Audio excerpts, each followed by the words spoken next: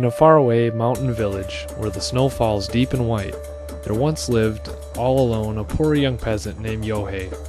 One day, at the beginning of winter, Yohei went out into the snow to run an errand, and as he hurried home, suddenly, basa basa, he heard a rustling sound. It was a crane dragging its wing, as it swooped down and landed on the path. Now Yohei could see that the bird was in great pain, for an arrow had pierced its wing. He went to where the crane lay, drew out the arrow, and very carefully tended its wound.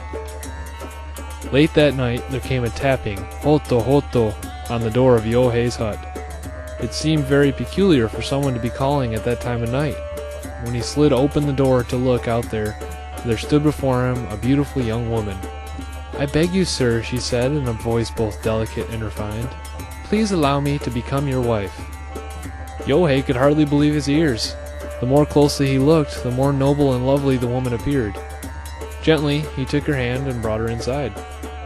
"Yohei has got some fine wife at his house," the villagers gossiped among themselves. And it was true.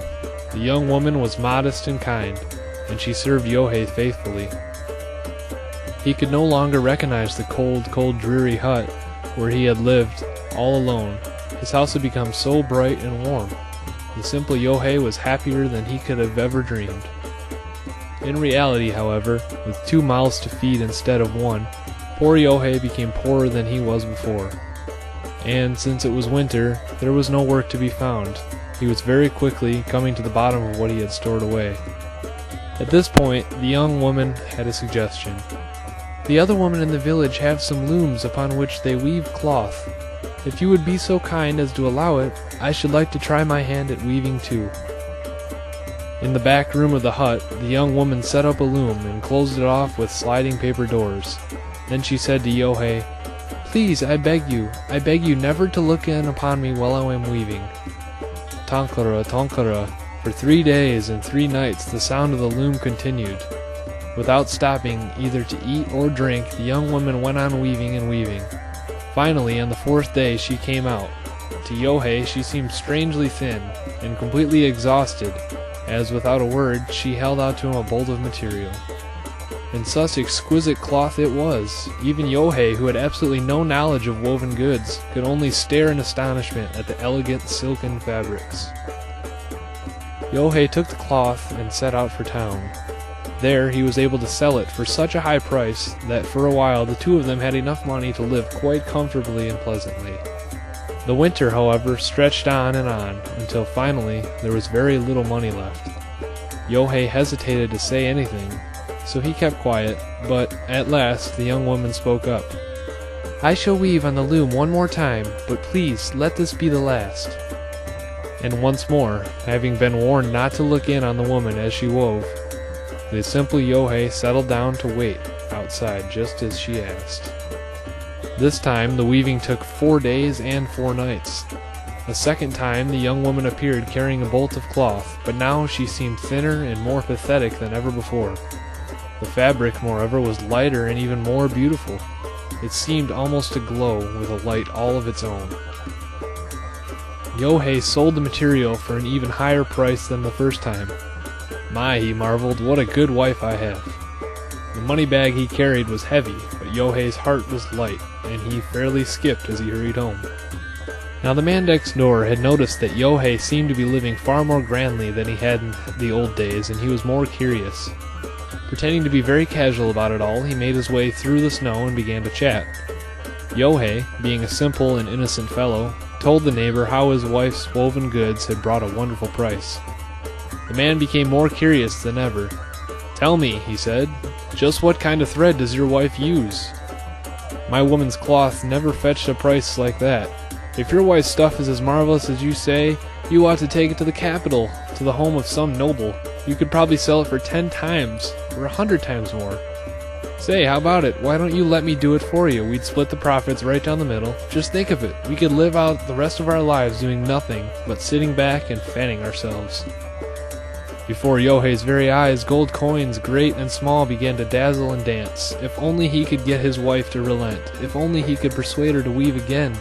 They could seize such a fortune as he has never been known before. When Yohei presented her with this idea, the young woman seemed quite perplexed. Why in the world, she asked, would anyone need that much money? Don't you see, he answered, with money like that, a man's problems would all disappear. He could buy anything he liked. He could even start his own business. Isn't it plenty to be able to live together, just the two of us? When she spoke this way, Yohei could say no more. However, from that time on, whether asleep or awake, all he could do was think about money. It was so painful for the young woman to see Yohei in this state that her eyes filled with tears as she watched him, until finally, unable to bear it another day, she bowed to his will. Very well then, she said, I will weave one more time, but truly after this I must never weave again. And once more she warned the now joyful Yohei, saying, For the sake of heaven, remember, do not look in on me. Yohei rubbed his hands together in his eagerness and sat down to wait. Tonkara, tonkara, the sound of the loom continued on and on into the 5th day. The work in the back room seemed to be taking longer than ever. Yohei, no longer the simple fellow he had once been, began to wonder about certain peculiar things. Why did the young woman appear to grow thinner every time she wove?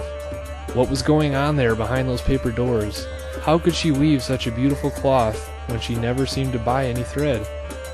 The longer he had to wait, the more he yearned to peep into the room, until at last he put his hand upon the door.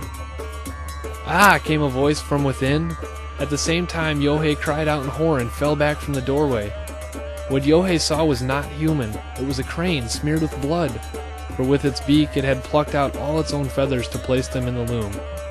At the sight, Yohei collapsed into a deep faint.